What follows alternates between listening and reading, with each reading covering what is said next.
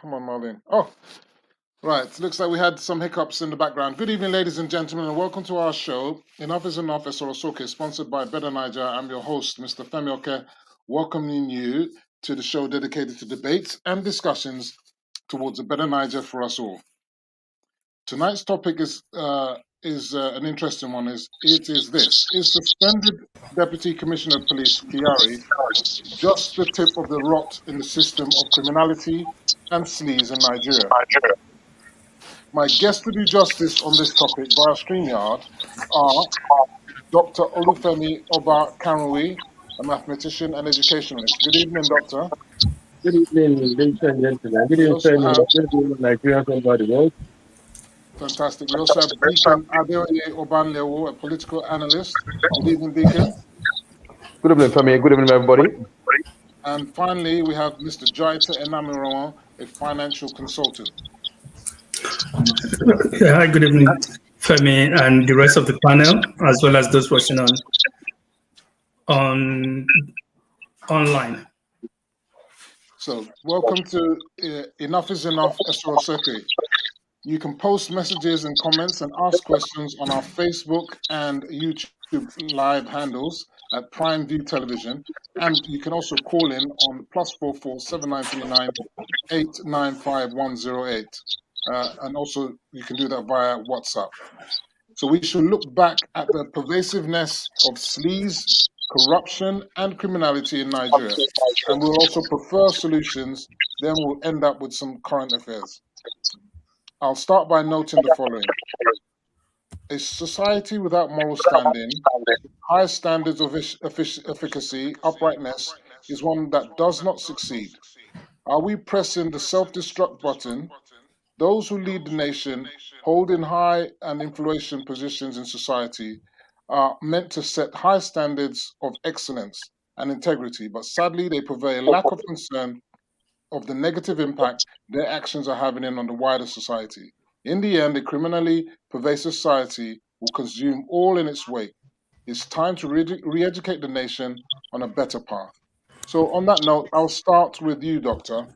What are we to make of the revelations of the NDLEA about Deputy Commissioner of Police Kiyari being part of a Brazilian, Nigeria, Ethiopian drug syndicate, being caught red-handed and even recorded as seen on the clip that was seen before?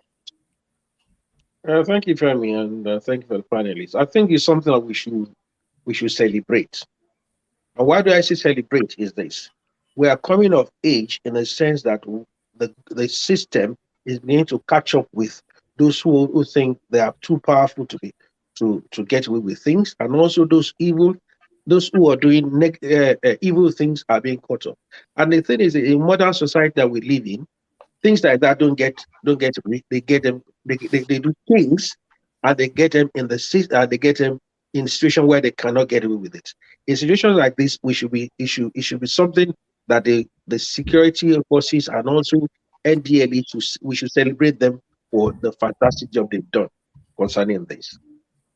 So in effect, you're saying that this is a success in the fight against corruption. Deacon, let me ask you this question. Is Abba Kiyari a celebrated cop gone bad, or was he always a bad cop being celebrated? What is your view? Yes, good evening, everybody, once again. You see, the problem we have with the system generally in Nigeria, and not just the police force, the general perspective of the state of our nation right now.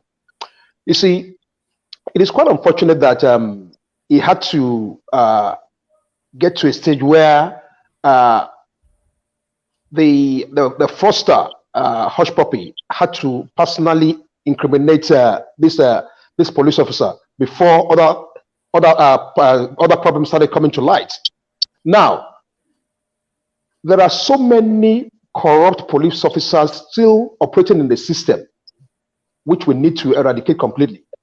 I can understand, the situation concerning the NDLA, that they're trying to distance themselves from this police officer because it was caught on tape. But I can also tell you that Abba Kiyari is not acting alone, in this new allegations being leveled against him. there are so many police officers who are still serving in the Nigerian police force who are part and parcel of this criminality that this gentleman has actually been indicted for.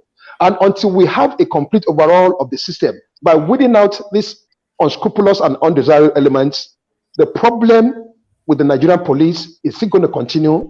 We have to understand that the Nigerian police force is the face of the security system in Nigeria.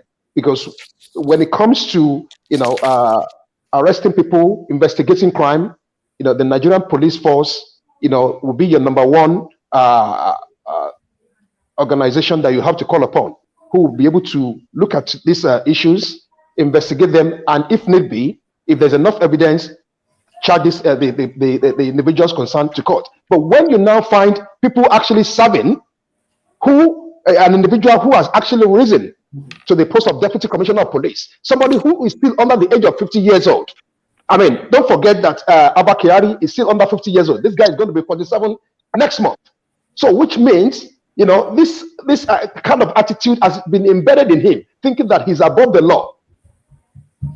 And when somebody feels that they are above the law because they are holding a particular position, then it beggars believe what is actually going on within the system. By the time they conclude this investigation, you will begin to understand that it's not actually only him that is acting alone. There must be some other people who are still serving in the police force, and if care is not taken, there will still be some people, and there will still be some officers serving in the Nigerian police force who are even worse than this man who is presently being investigated. So we need to look at this thing holistically. Look at the system inwards and begin to look at the ways in which we can get rid of all these people who are actually tarnishing the image of the Nigerian police force, because there are some very decent police officers serving and meanwhile for Nigeria. So in your estimation, more heads are likely to roll. Let me bring Jaita into the question. Jaita, in other crimes, all investigations and accidental deaths in custody that may have taken place, and or summary executions that may have taken place under Kiyari's command and supervision would now be investigated. Some of them could have been deaths of innocent people or elimination of criminal rivalries. Should the civil society organizations not be calling for Kiyari's past cases to be reinvestigated? What do you say to this? Yes, I actually think that in light of what has come up, in light of his association with Hush Puppy, in light of the fact that he actually jailed or threatened to jail someone because he was paid to do so by Hush Puppy, that reveals a whole lot of his kind of personality, that is prepared to take money to arrest people on the basis of someone else asking him to do that. And the chances are that there are probably other cases that are not yet in the light. There are so many other cases that are probably still hidden that we are unaware of. Prior to the NDLA revealing what happened this last week, we wouldn't have known that it was involved in drugs as well. So there's a lot of things underneath. Yes, as you say, potentially there would have been arrests of people or the deaths of people in his custody or in the investigation that has been involved in. That could have been elimination because he was paid, or his team were paid to eliminate certain of these people. So yes, it's right for the cases to be reviewed. All of the cases that is dealt with in a decent society, they will want to do that. Yes, and I think we need to try to encourage the authorities to do that. Now, let me come back to you, Doctor. The IGP has ordered the closure of all intelligence response teams and special tactical squads satellite units linked to Kiyari, following revelations that the Kiyari was still controlling these units whilst on suspension. 4 other police officers were also arrested as part of this sting. So following the NSARS, can we say our police system is institutionally corrupt and needs complete overhauling, as some of our gentlemen have said already? Yeah, thank you very much. That's not far from the truth. Absolute power control, corrupt absolutely. The system of the police we have is a police force. The police we have is serves an authoritarian police force, which is not fit for purpose. But if you look at the Western world where we live in, yeah, there's an investigation on the police here as well because of some bad eggs in there. Like the Met Commissioner has had to resign. Had to resign. But the thing is there are bad eggs and there are good, fantastic officers as well. So you find that in both the good, the bad, and the ugly in the police force. To the extent that when we went for peacekeeping force, Nigerian police was adjudged the best in United Nations peace corps. It's because the good ones actually stood out in such services. And when we have the bad ones, they actually do the worst. So you find the situation where we're having that. They're just the bad ones in here. And like Deacon Dio said as well, some of them rise up because of their corrupt ways. Some of them rise quickly in the force. Because the system itself is corrupt. It's a system that actually helps and throws up the corrupt ones. If to the extent that Richard Branson said during the Obasanjo era, when there was Air Nigeria, said that if Jesus Christ comes to Nigeria to do business, they will corrupt him. That was how bad it was. Okay. So if you look at such situations, and you find that if you try in Nigerian system, sometimes when you try to do the right thing, even the people will counter you. The people that you are fighting for, you are standing up, will come against you. I'll give a short, quick one. Somebody gave me a video of an officer trying to give a ticket to some ladies who got on the board of the new Nigerian Railway Corporation trains without tickets. And this guy was actually attacked by other passengers on the train. Oh, what's your business? Is it your own train? He said no. He wanted to give them ticket. They wouldn't allow him to give them ticket. On the train, he said, "Oh, is it not our federal government ticket?" It won't happen in a climate like this. So when you want to do the right thing, the system itself, the people may stand up against you. Therefore, the corrupt ones are thrown up, and that's what people like Kiyari. Okay, we already know that there's people have already been sabotaging the railway lines. Can you believe that? This is a ridiculous thing. Things that is costing the nation billions of naira, and so much debt on the nation, and they're destroying the sabotaging the railway lines. Let me get back to let me get back to the Deacon. Wahala day for Nigeria, Deacon. Rarely can one see honest and trust.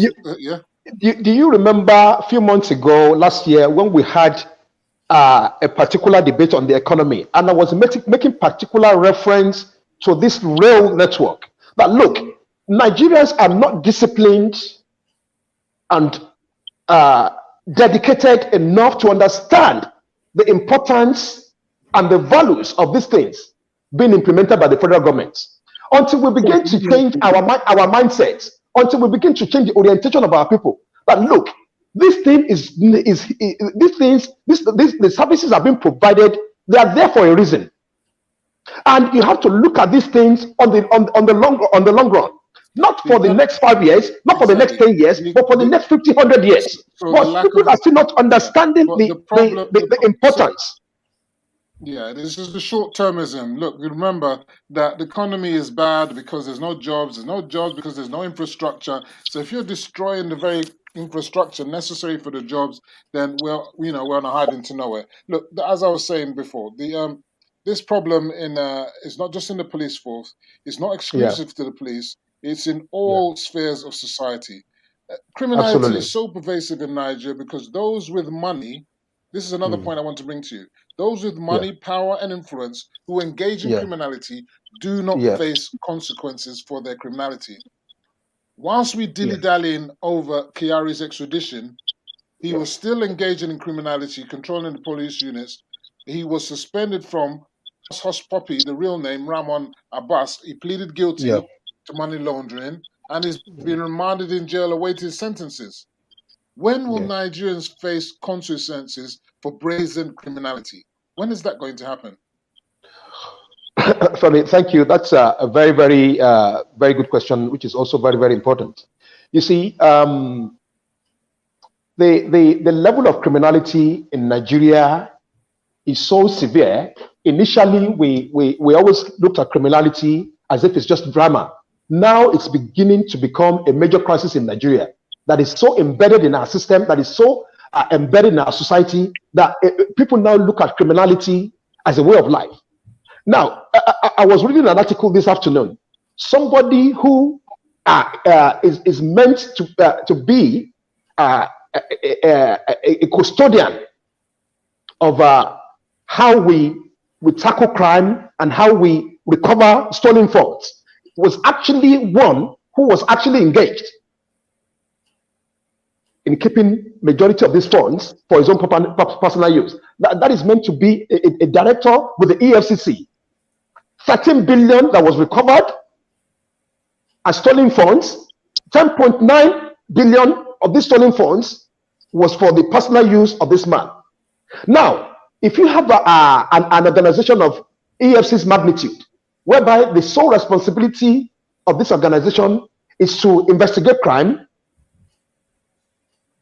liars with various criminal organizations around the world in bringing all these perpetrators who have destroyed the foundation and the pinnacle of this country by engaging themselves in illicit and immoral acts that have destroyed the fabrics and the foundation of our country.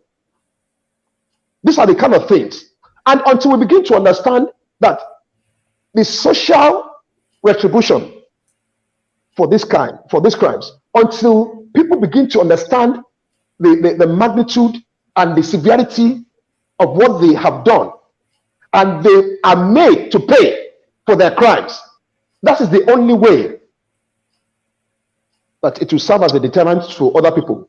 You see, if somebody is indicted for criminal activity and the justice being meted down for that particular crime actually shows that yes, the government are serious about tackling crime, then people will begin to look at the reasons why they shouldn't commit crime anymore in Nigeria. Look at the state of our nation now. Kidnapping, banditry is on the high rise. And in all fairness, let's try to be fair. Even if you bring Jesus Christ, just like Richard Branson said, to Nigeria tomorrow to come and be the president, Nigeria is in a perilous situation now. The level of criminality, the number of people committing crime in Nigeria now supersedes those who mean well for the country. So even if Buhari leaves office tomorrow and we bring in another president, where is this president going to start from? Because we need to start educating our people to begin to understand that, look, crime is not a way of life. It only destroys your country. It only destroys the economy. It only destroys your public image. And until people begin to understand that crime just destroys you as a person. It destroys. Absolutely, funny.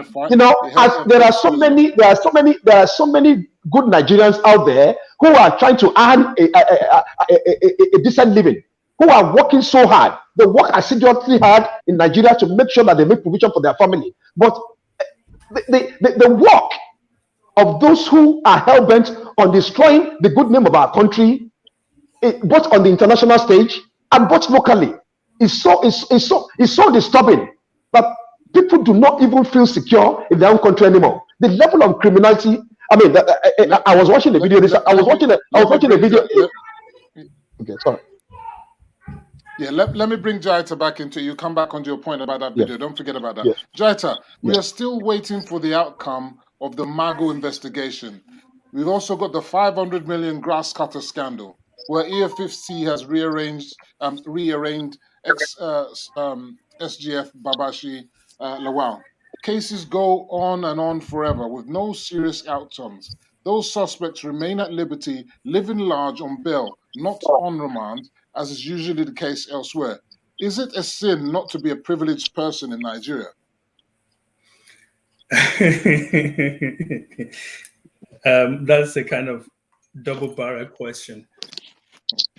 Of course. The society that we live in is such that money talks. unfortunately, nobody cares how you get your money. As long as you have money, money talks.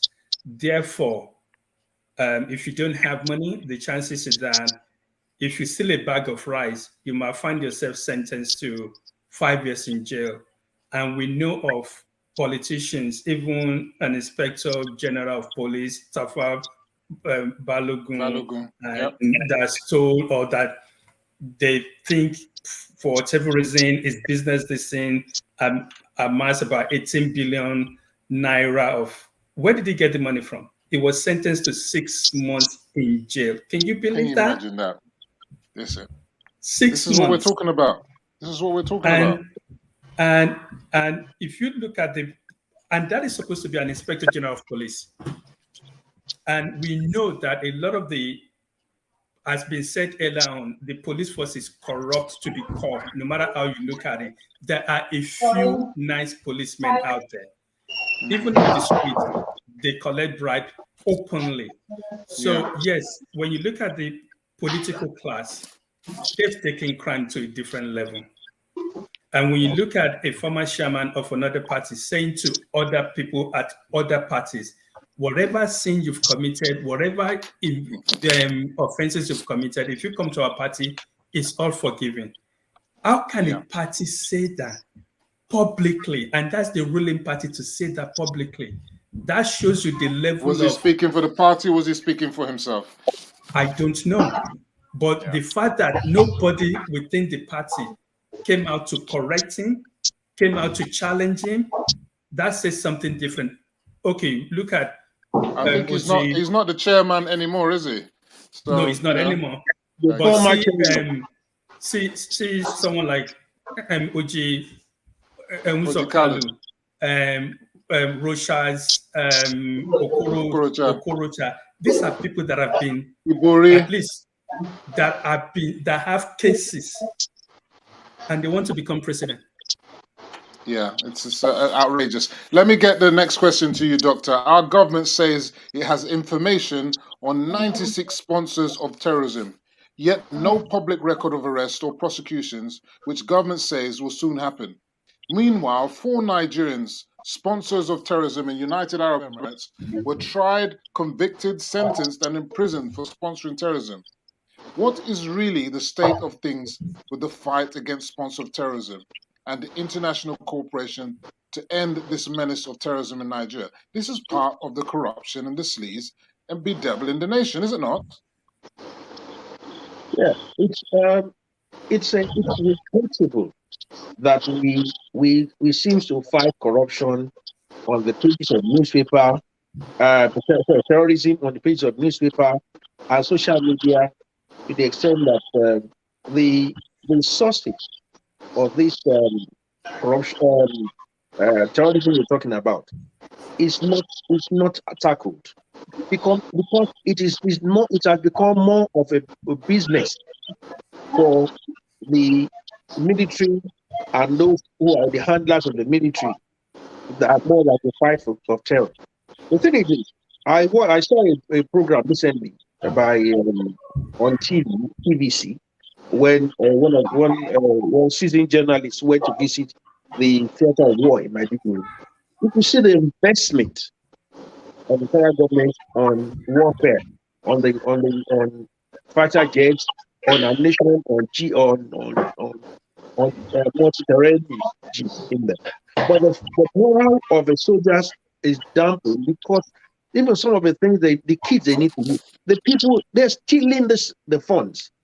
The money that goes to fighting terrorism. And therefore, also, instead of tackling the source of funding the attack on Nigerians, we're just fighting the war as if it's just a war that we just fight on. And it's we have to deal with the finances.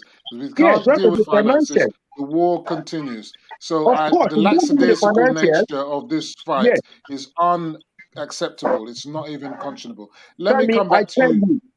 Sorry, before I finish, I tell you, the ammunition those people are using to fight Nigerians are not bought in the local markets. There's a source for it. So if we really want to fight this battle properly, we need to find the source. Who is buying those things? Where are they selling them to? We need to find that, and that can be done.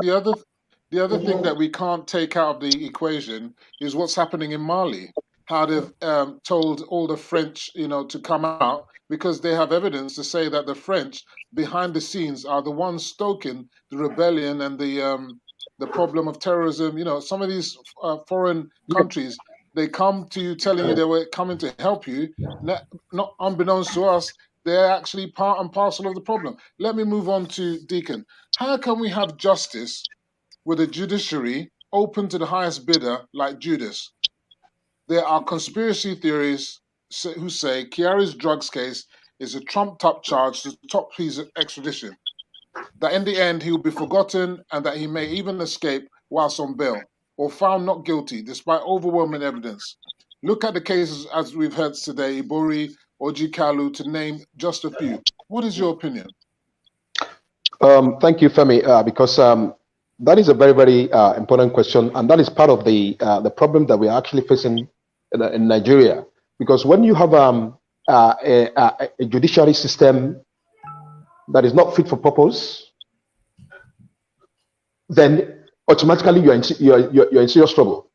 Now, the judiciary, no matter how much they try to make it look obvious that they're doing everything possible within their means, within the confines of the law, to bring perpetrators and criminals to justice, if they are being handicapped in trying to do their jobs by the powers that be. You see, because there are so many judges in Nigeria who actually respect the ethics of their profession. But when those people are being threatened, or when they are being forced to work in circumstances that is beyond their control, then it becomes a major problem. Or if they're even compromised. 75% of the judiciary system in Nigeria, for some reason, for me, it's appalling and abysmal. I can remember vividly this gentleman of blessed memory, the former senator from Ogun State. This man had so many judges, Kashamu on his payroll. So forget about whether you're trying to get an injection. Automatically, he knows who to call, and within 24 hours, his wish is automatically granted, and that cuts across to throughout the 36 states until there is. He was also linked in as a drug baron, isn't let me finish this point. Until there's a complete overhauling of the judiciary system in Nigeria, whereby people will begin to understand the significance that any single mistake or any judgment that they pass that is contrary to the will of what people expect will not have an impact on them personally alone, but on the system and what Nigeria stands for as a country. And until we begin to understand that the judiciary are part of the problem, the police system can never be effective, because the job of the police is to make sure that they prosecute people, prepare the evidence, and bring them to court. But when the court constantly fails, when the court constantly frustrates the process, then we're in serious trouble. And that is why things will always stall. Things will never work, because the system, the judiciary that is meant to correct all these abnormalities, unfortunately, it's not working. It's been compromised. Seriously. Let me bring Jaita in, because we have to move on with these questions. Jaita, there's a pervasive get rich fast anyhow culture sweeping across Nigeria. This is not helping society and Nigeria.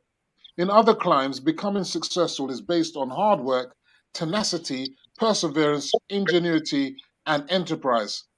This is majorly lacking in Nigeria. Why is that? The reason is something I've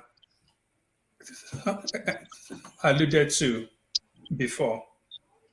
We have a system that if you don't have money, you're not respected. You can be the best teacher in a school. Because you haven't got any money, people don't treat you well. Because you haven't got connections, you don't get promoted. You could be the best worker in your office. If you don't know the managing director, you might never progress as much as someone that knows someone. If you are a politician and you don't steal, people disregard you, they don't respect you. Nigeria is a society that we worship money. Money has become our God. They don't care where the money comes from. When you have a system like that, it's then difficult for anything else to work. As Oba said, when the judiciary is so corrupt, the police is so corrupt, every single system down the line is so corrupt, it makes it difficult for people to believe that hard work pays. And I don't mistake what I'm saying. There are a lot of Nigerians that are hardworking, that will get up in the morning and go and sell sweet on the street to feed their family. There are people that will be selling on the road just to make ends meet. There are a lot of Nigerians that are hardworking, but they are not known, and their opinions don't matter. We have to change this idea that money is more important. We have to come to a system that says we have integrity matters, value systems matter, honesty matters, doing the right things matters. Look at the case of these teenagers that went to kill this young girl because they wanted to make money. And we know of many like that. Yeah, that's where I'm going to next. But whilst we're on it, let me remind our viewers that you can contact us on +44 7939 895 to ask questions or make comments. I've got many comments here. I think we've got a call in now. It looks like someone wants to. Let's see if it's. Oh, it's gone. Anyway, you can make a call in as they try to do there. Let's see. Is this good? Good evening. Enough is enough, Sorosoke. What's your name and where you calling from? What's your name and where you calling from?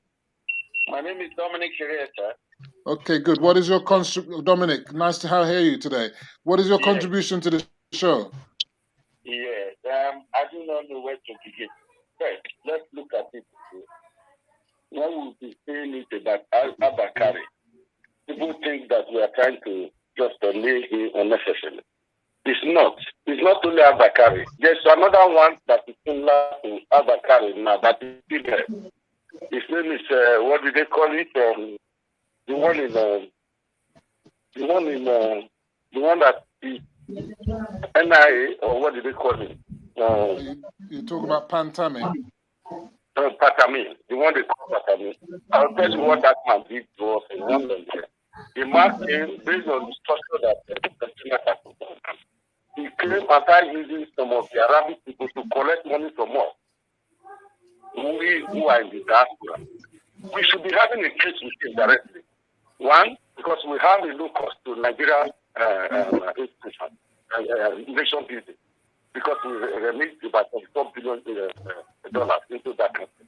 Yeah, but we are affecting our bank. We were being asked to pay some money to some of people.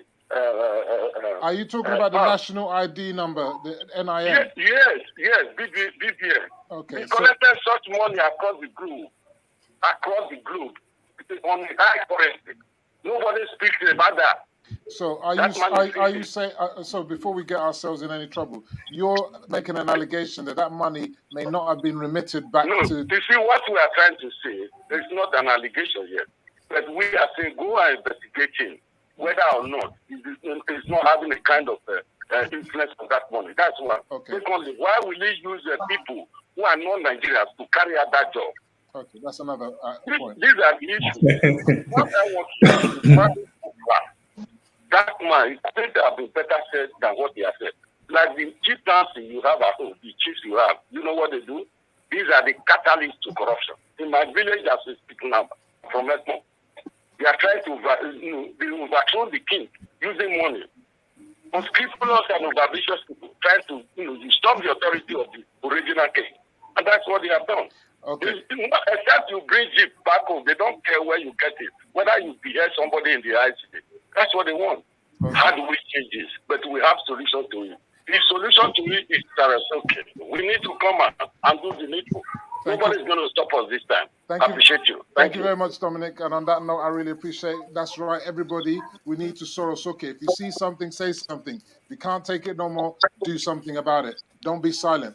Now, as I said, call in on +44 7939 +44 7939 my brain is gone now. I've lost the number. But anyway, it's on the screen. 7939 895 108. The other thing is you can also contact us on our Facebook and YouTube handles. And I want to acknowledge people. There's a Spencer Anyewelu is on there, Bible Olori Peter, and there's also a Mr. Yomi Adeosi. We see your comments and thank you for making your comments. I want to take the next thing back to Doctor now. And Jaita was talking about the lust for money, the worship of money, okay? And that is the problem. And this question is basically what it's all about. We've moved from basic criminality now to the desperation of Nigerian youth has led to a rampage in kidnappings, banditry, and now ritual killings. Killing family members, innocent bystanders, women and children, teenagers, both male and female.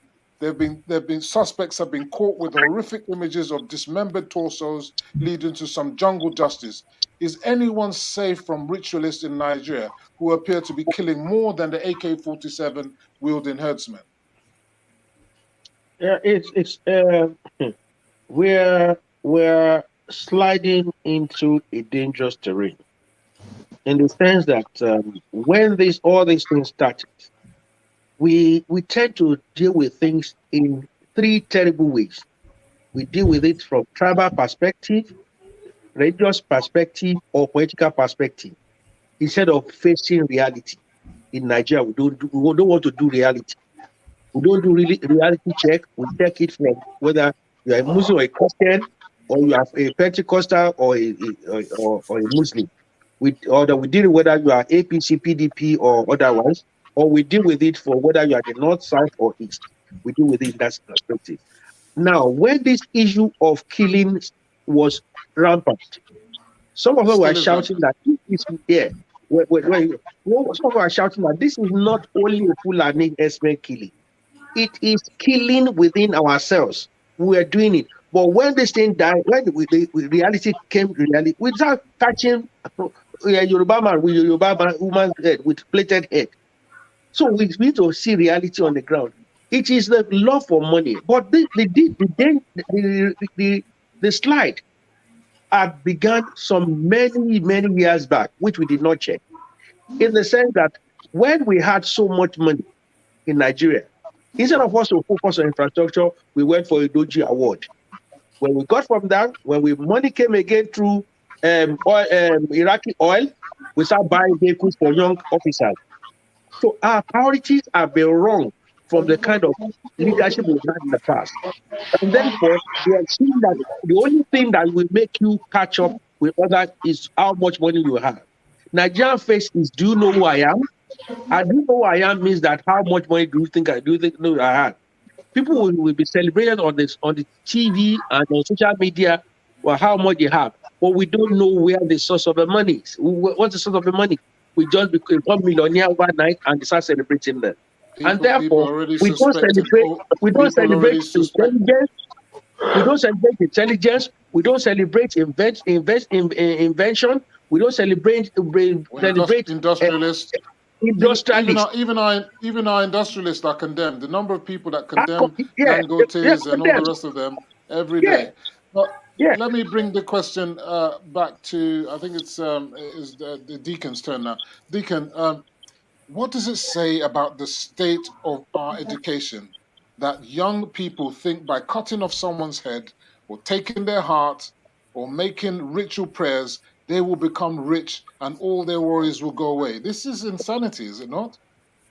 It is actually insanity, Femi. And you see, back in the days when we were in Nigeria in the 60s, 70s, you see, the essence of education is to help us build our state of mind to a certain level of integrity.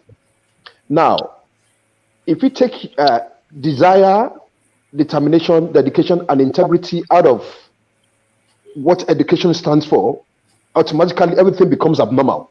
And that is why abnormal has actually superseded everything that is normal in the educational spectrum now. That is why year in, year out, the greatest institutions like the Great Affairs, the UIs, the University of Benin, and all these institutions are constantly producing poor graduates. Graduates who just go to these institutions not understanding the basic fundamentals of why they are there.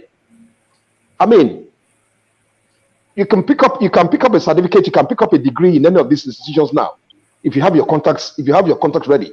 Now, are we trying to build a society that is fit for purpose? Are we trying to build a society that is fit for 21st century? You look at the average graduates being produced year in, year out, except you're exceptionally brilliant. And people know that this is an outstanding student. Look at the quality of these institutions now. The UIs, the IFES, University of Benin, the University of Lagos. Look at the quality of graduates coming out from these institutions now. Mere having conversations with these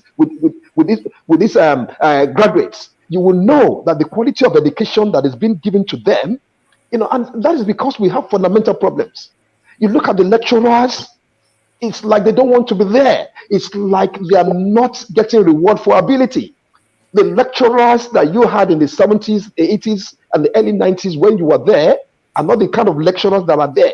The lecturers are there not because they want to be there. They are there because they believe it's a money-making exercise. The more handouts I sell, the more girls that I sleep with, the better, the more merrier it is for me. And that is actually, plus we have too many institutions in Nigeria that are not producing the goods. Because if you want to study medicine in UI now, if you don't qualify, if you don't have the grace to go to UI, you can go to another institution and they're more than happy to take you. So the quality of students being admitted into most of the institutions in Nigeria, the quality of the certificates that is being issued is below par, is below standard.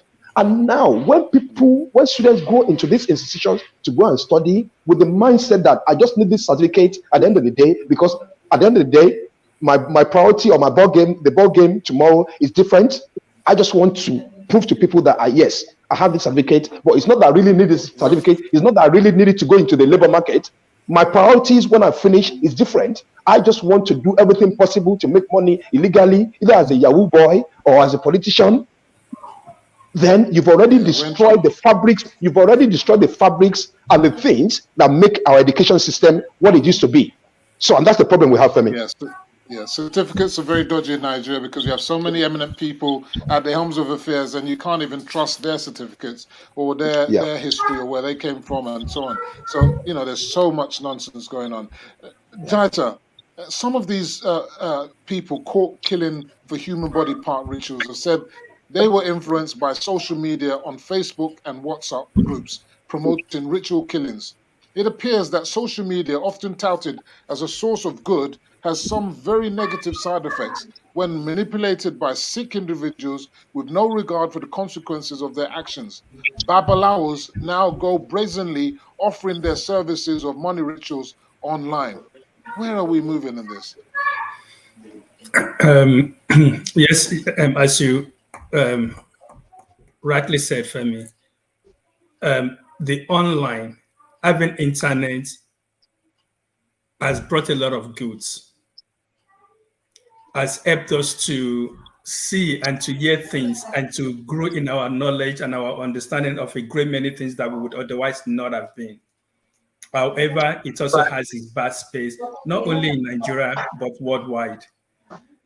With the Nigerian situation, is sad that I don't think the media has made it any worse than it was before. It's just brought it more into light. And as Oba said, there is no integrity. We don't have integrity. We don't have an understanding of what it is to be a citizen, a good citizen of a country. Therefore, whatever we do for ourselves. We're only thinking of ourselves first. Babalawos going online. I'm surprised that that is even allowed. And this is the point I'm making. Sorry? That is the very point I'm making. Yeah, I mean, there should be a system that should, if you do that, you arrest those people, because that's criminality in itself. Advertising for stuff like that. Yeah. And Let me and bring. and Yeah, go on. yeah, go on, Femi. Yeah, let me bring Doctor in. Doctor, just on this note now, Lai Mohammed, the Minister for Information, has long emphasized the need for stronger regulations of social media, but he's often met with stiff opposition and ridicule from freedom of information advocates and CSOs and the opposition. Is it not time for stiffer regulations and strong penalties for social media that don't cooperate with government in exposing and identify those that are complicit in encouraging criminality that leads to loss of life or destruction of property and looting of people's money? Yeah, right. And I said it from the outset. We deal with things from the political perspective, social, tribal perspective, or religious perspective. Each time it comes up with that, and there's a need for us to regulate that. The people go in arms and start attacking his personality, start calling him names instead of dealing with the problem. Even in the Western world, they are promulgating laws to monitor and to do with social media. There are some jibes you come on with on social media, you get arrested. People start putting things down because they say they get arrested. People have gone to jail. Those people that hounded Sterling and the black players in the football World Cup, they've been arrested and they've been prosecuted. They've been arrested. Yeah.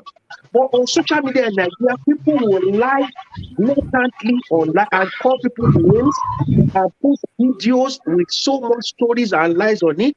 And if each time government talks about it, they are they want to stop you from criticizing them. They want to do this, they want to do, and this is it. And this is the danger we're going to. We are sliding into a realm that we don't know what is right or wrong anymore, because people just put jibes on it and people just put tags on it. I've told you before. I've seen something on social media about my cousin who was in the military.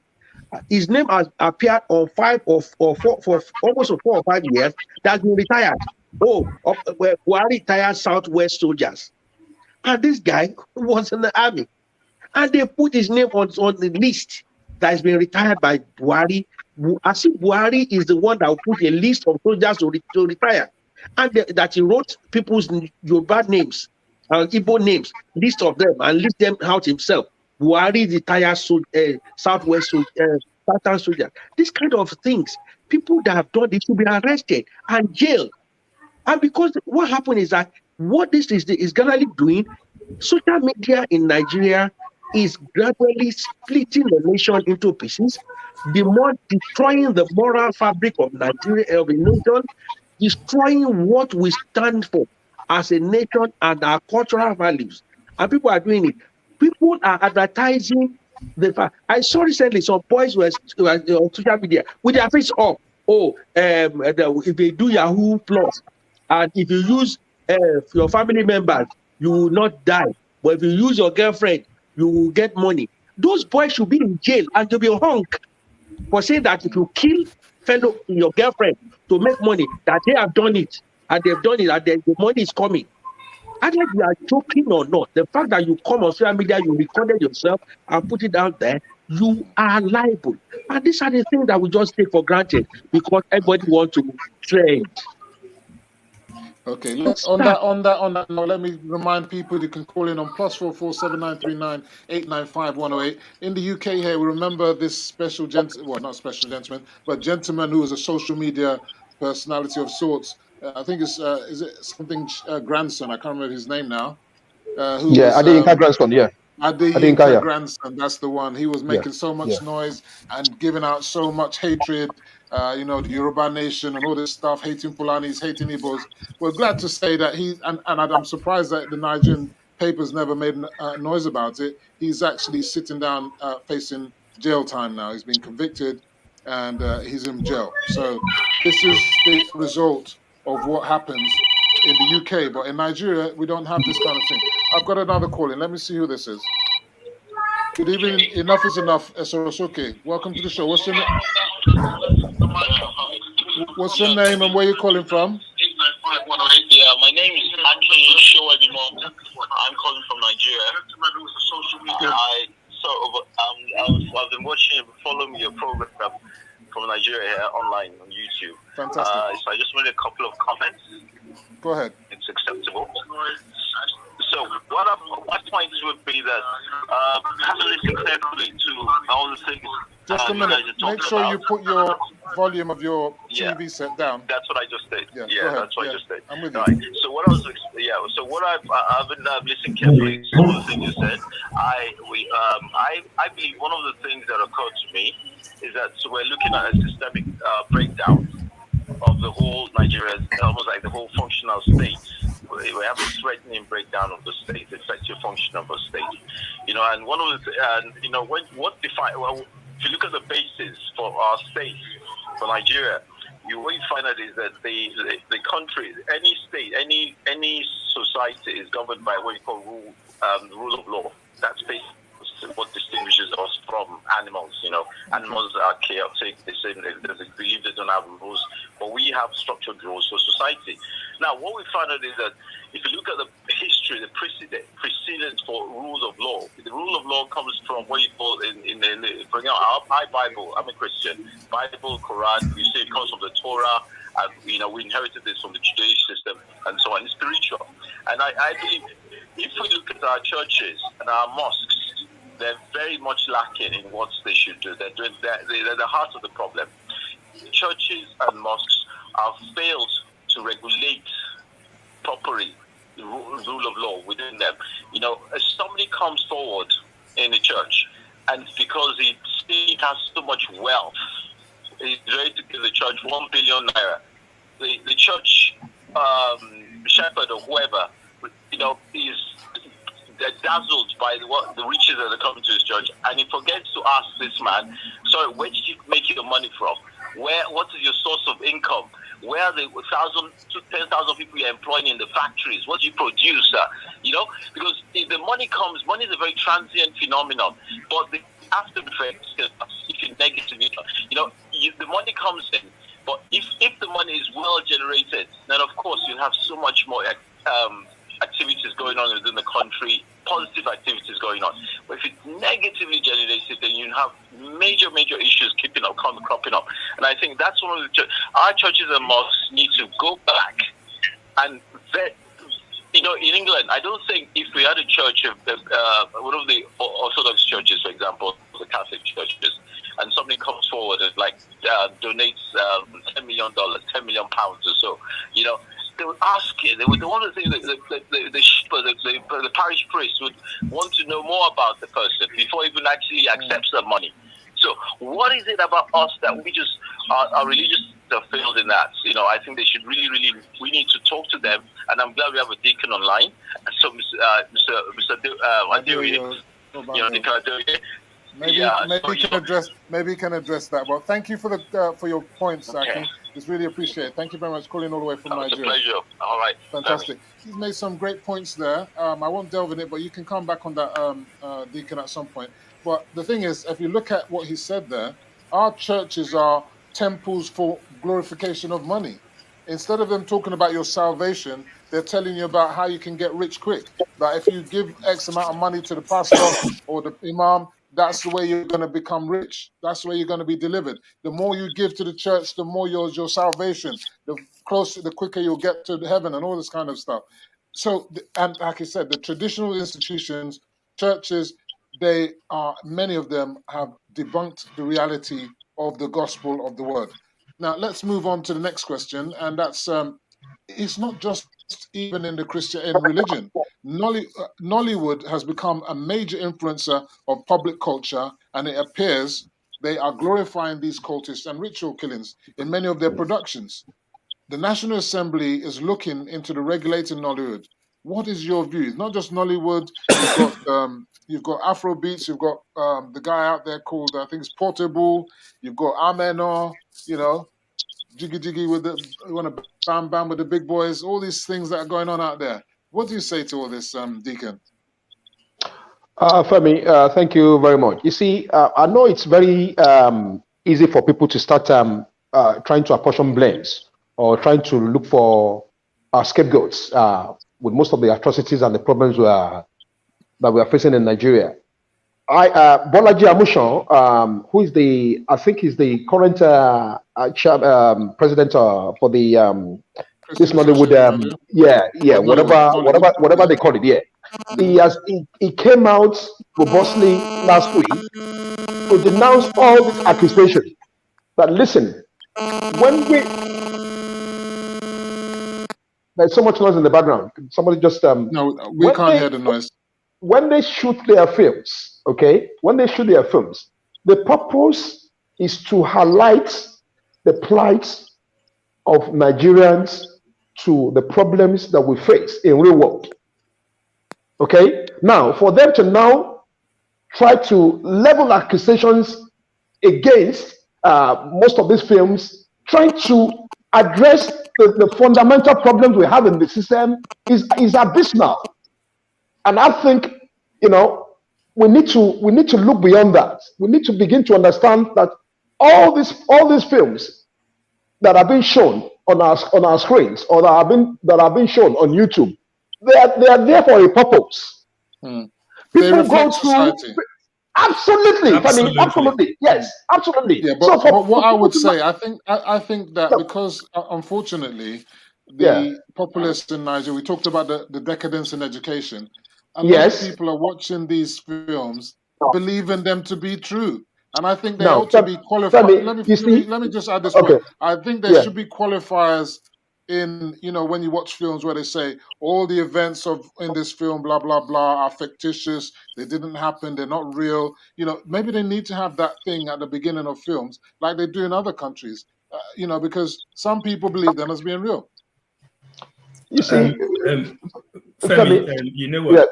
Go on. With that, as Deacon said, the Nollywood is reflecting what is happening within Nigerian society. We have to deal with our culture that allows that. It's just like saying, if I arrest 5 people that are raping children and killing them, and I take them to court and we reveal all of what is happened in open space, does that mean I'm glorifying it?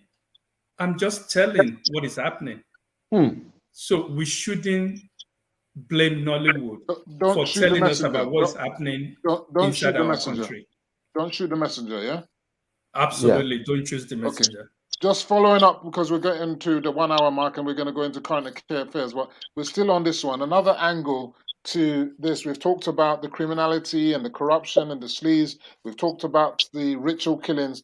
Another problem that we have now, from the recent revelations by the BBC show, that we also have a pandemic of ultra-violent cultism, which originated as university fraternities mixed up with the Boni rituals, such as the Neo-Black Movement of Africa, Black Axe, Ake, Aye, Buccaneers, Pirates, etc. They have long been associated with numerous wicked and evil crimes, sadistic initiation rituals, and murders, including international cybercrime networks. With Nigeria, with the second highest youth unemployment rate in the world, it seems that the youth just want to get into these things to find their way to the quickest end to get money. Many of these organizations have infiltrated at all levels of government. They are everywhere and also in politics. What do you say about all this? Cultism is another problem in Nigeria. Yes, sorry. I think that let Jaito finish this one. Go on, Jaito. I think that one thing I know about cultism that was raised to a level of political violence, especially in Rivers State. It was raised in such a way. Sorry? And Edo as well. And Edo. And this was raised to that level because politicians want to use these young adults to commit unnecessary mayhem. There's always been fraternities in school. There's always been fraternities in universities.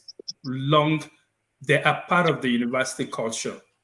Doing But doing things like armed robbery, raping, killing, those are a different assassinations. they've been happening since the 80s. It's been happening since the 80s. Yeah, but it's not as prevalent as this. And even in the 80s, it wasn't that social media has just brought it more to the fore now. It was always happening. It was a very, very bad problem. But those who studied in Nigeria or did their university, like Doctor, I'm sure he would know. Did you do your university in Nigeria, Jaita? No, I did it here. Okay, let's speak to Doctor about this. What do you say about these fraternities, these co-fraternities, criminal organizations? Is what many people are accusing them of being. Yeah, I can resonate with the two worlds. I did my master's, my first degree in Nigeria, and I did my postgraduate program, my PhD in the United Kingdom. So I can resonate with the two cultures. If you look at the one from Nigeria, the mentality of the cult there is more about oppression and domination, and therefore, when we got away from the military regime, we got into where we get into a situation where life becomes a little bit normal. The cultists feels that they need to now the era of the military boys who can tame them is gone, and therefore they can now move higher to the level of those military men who are oppressing them before. That is the mentality of a cult in the university system. And therefore, most of them, because of that mentality, they left the community, the university community, and went to the bigger world, and they still have that cult mentality that now the military boys have gone back to the barracks. The military boys are the ones that used to deal with us. Now we are the ones that will be dealing with people. And therefore, politicians took them in their wings and they begin to use them. And therefore, they become a threat to the society. Unlike here, the cult society that we have here in this part of the world is a beer parlor cult. That the only thing is a pop cult. We also have the Masons. Yeah, the Masons that we have here, they are more of poetical. They do the more poetical will. The poetical will, poetical control, business, and all where they can pull their strings, and that's what they do there. Criminality involved in all these cults. Ogboni confraternity in Nigeria too. They use that to pull strings in Nigeria, where the elderly ones they pull strings. But what we have gone from is from the cultism of power and control to continue of get rich quick syndrome, which have pervaded our society to the extent that everybody, before they get out of school, they want to be rich. I saw a short video. They saw a small boy about 2 or 3 years.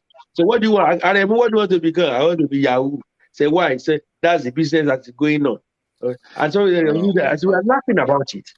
People don't see evil or terrible things as anything that is adverse anymore. It is something they celebrate and they laugh about. And when we begin to see those things as something that is just normal, when we begin to see evil as normal, their life becomes worthless.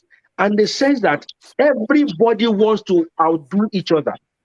One of the things, if I suggest this, one of the ways government can stem this is this idea of money spraying at parties needs to stop. I think it's even illegal anyway.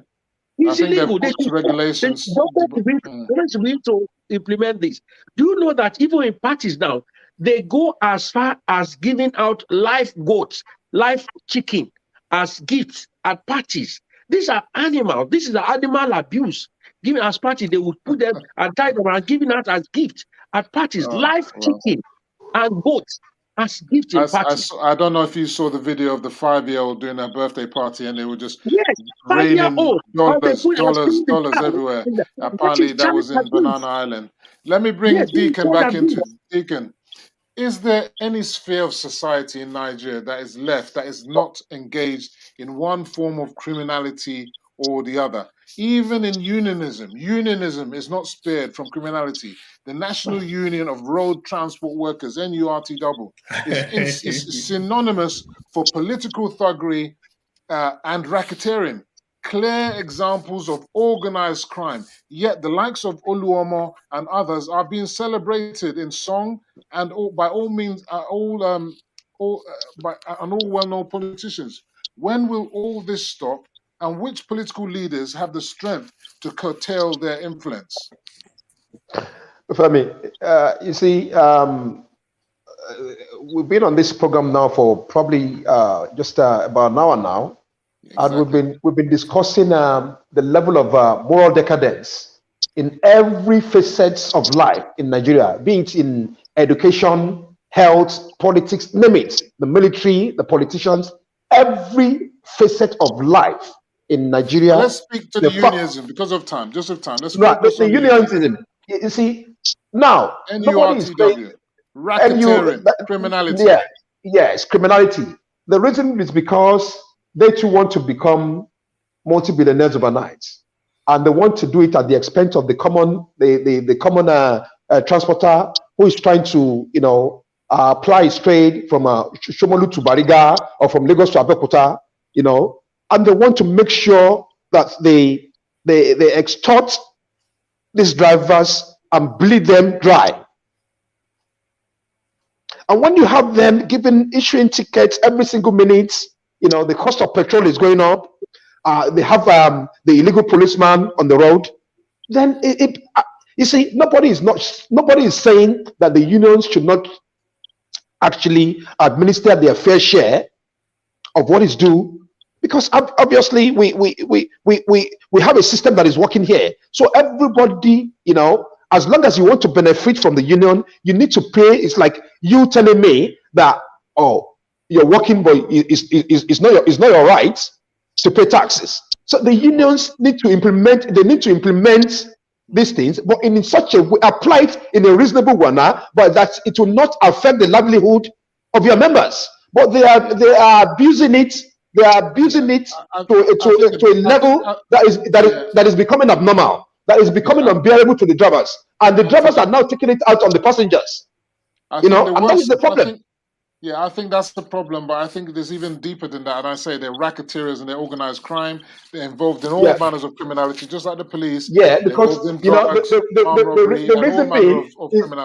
reason being is because they're hobnobbing with the politicians, and they're absolutely doing the dirty work for many of the politicians. Anybody can go into these unions without any prior experience, as long as you have contacts and you're ready to give your big bosses their returns on a regular basis. The terrain is yours to do as you please, and that shouldn't be allowed in a normal and civilized society where a society that is balanced. They had similar racketeering in the UK back in the 60s, and then also in America, the unions are also doing similar things. But we've got to an hour now, and we're going to go into to quick fire current affairs. So I want to say to everybody, enough is enough. It's Sorosoke.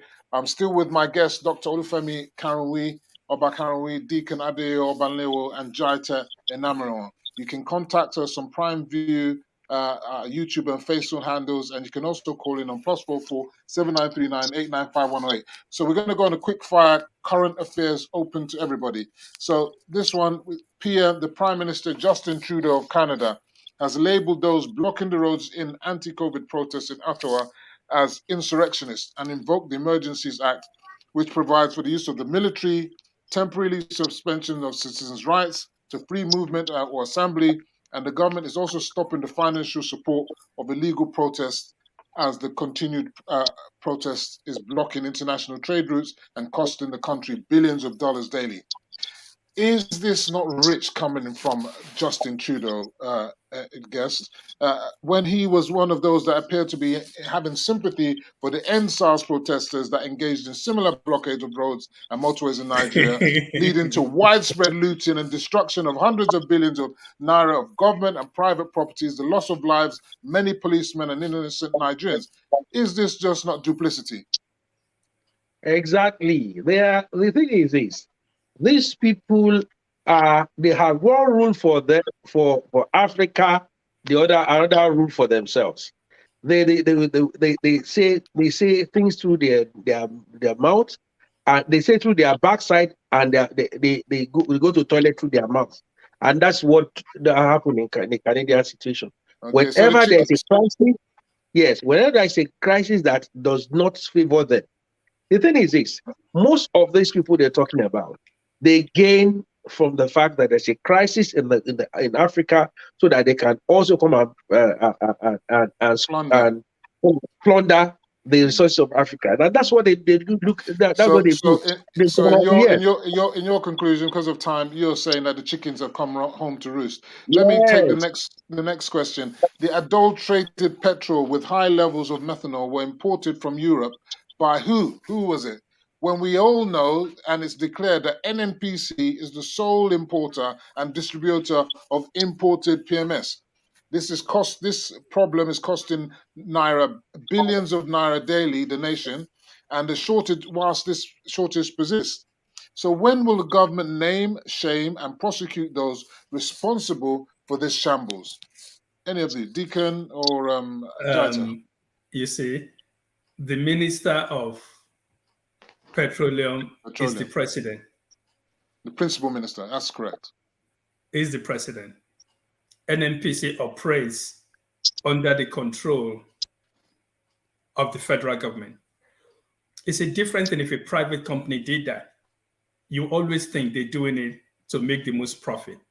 The truth is this: whoever is in charge, the Director General of NNPC or whoever else is in charge of importing those goods. Hold on, I've got another call coming in. Let me just take this one. Yeah, go on. Good evening. Enough is enough, Sorosoke. Welcome to the show. What's your name and where you're calling from? Oh, they've gone. That's right. Go ahead. Yes. So whoever is responsible, because they will still pay, they will still say in the books that they're spending money buying the proper refined product. Mm-hmm. But what they've done is they've bought a substandard product, which they would have spent maybe 20 or 30% less, but they will still debit the government's account with the full amount. Who is to pay the price? Who is to pay the price? When are they going to identify these persons? I know you worked in oil and gas. Should we not be expecting to find out who it was that was responsible for this and have them pay a price? This is part of the sleaze and the corruption that we're talking about from the earlier part of the show. Let's move on. Deacon, enough is enough. Sorosoke, welcome to the show. What's your name and where are you calling from? Hello, good evening. My name is Mo. I'm calling from London. Good evening, Mo. And I wanted to contribute regarding a statement that was made by Dr. Olufemi Oba-Karanmi. Okay, go ahead, quickly.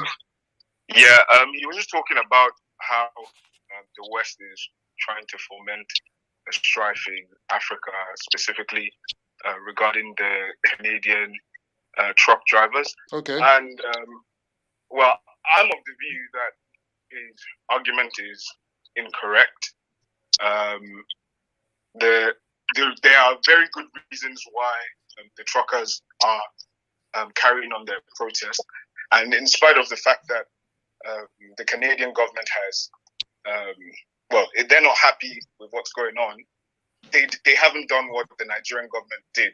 So the fact that a government is displeased with the actions of its citizens does not excuse or legitimize the reaction that the Nigerian government took when we found ourselves in similar circumstances. I wonder if he had any thoughts on that. All right. Thank you very much for that. I just want to add to you, what do you think the Canadian government would do if people were looting and destroying properties and killing policemen in Canada? Do you think they would also just keep, mute and just not? I mean, because now they've already invoked an emergency act, which gives them all plethora of powers. So what would they do in that sort of situation?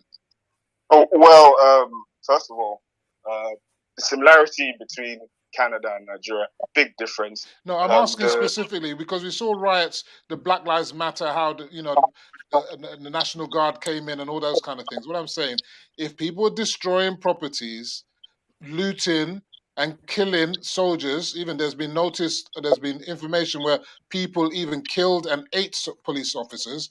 Would the Canadians also just keep quiet? Oh, without a doubt, if there's a threat to state entities and representatives of the state, then of course the law should take its course to protect them, as well, whilst also bearing in mind that the paramount duty of government is to protect and serve the citizens. Yeah. So whatever action that the government would have wanted to take would still have to take into account the fact that their job is to look after the rest. Yeah, I take your point, and I don't want to labor it, but you're quite right in what you're saying. So, but thanks for calling in. We're going to just go into current affairs, and do call in again. Thank you very much. Cheers. Bye bye. Yeah, so you heard that, and I think he's made a very good, valid point. Well, let's move on to our current affairs. We've got another question for the panel.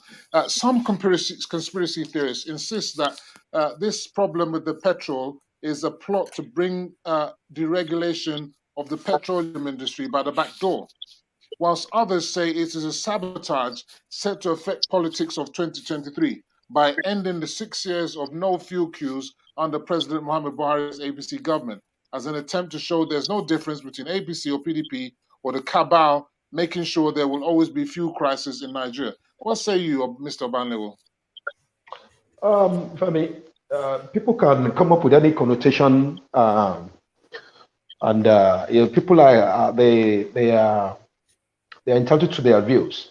But one thing I always want us to be very, very careful of is for us not to politicize everything. You see, okay. Do you want to check that? Okay.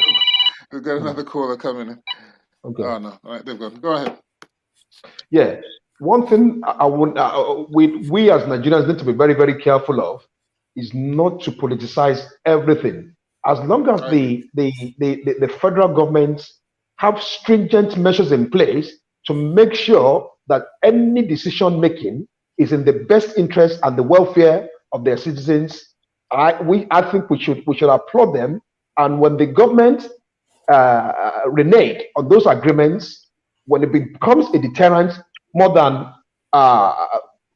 something that is going to be beneficiary, then that is when we have the right to criticize them. But when it's actually in the best interest and the welfare of Nigerians, I think we should give them credit, and we should not politicize it just all in the name of cheap publicity or unnecessary propaganda. That's just my own clear answer to that question you just. Okay, thank you. It's important to note for all Nigerians out there that NNPC has ordered all its station distributors to open 24 hours to shore up distribution to stop panic buying.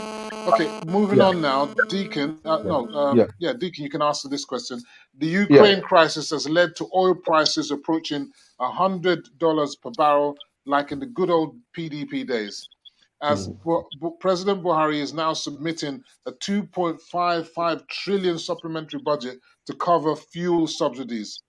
How does underselling work, and how do the subsidies get funded?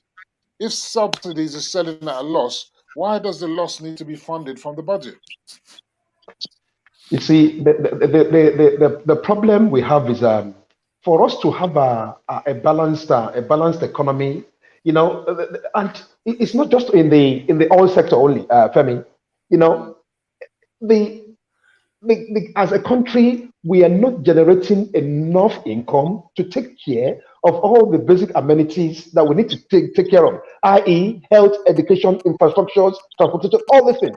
Now that the government has actually embarked on this line of action, it is actually going to have a detrimental effect on the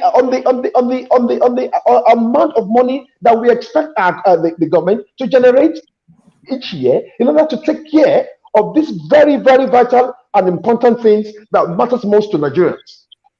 That's the problem we have. I think it will be down to the next government, whoever comes in, to unravel that. I think that is the problem we have. It's because we keep shifting liabilities and say, if we can't fix this problem, the next government will feel it.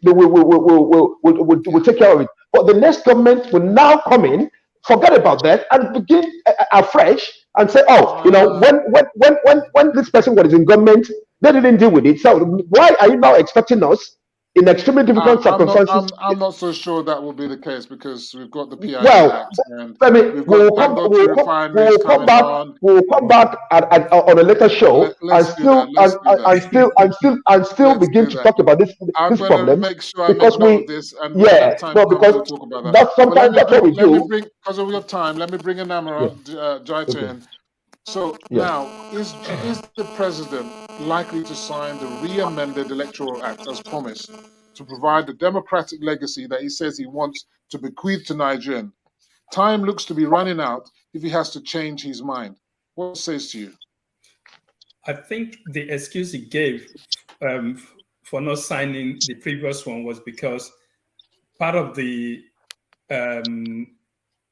this in the previous one was that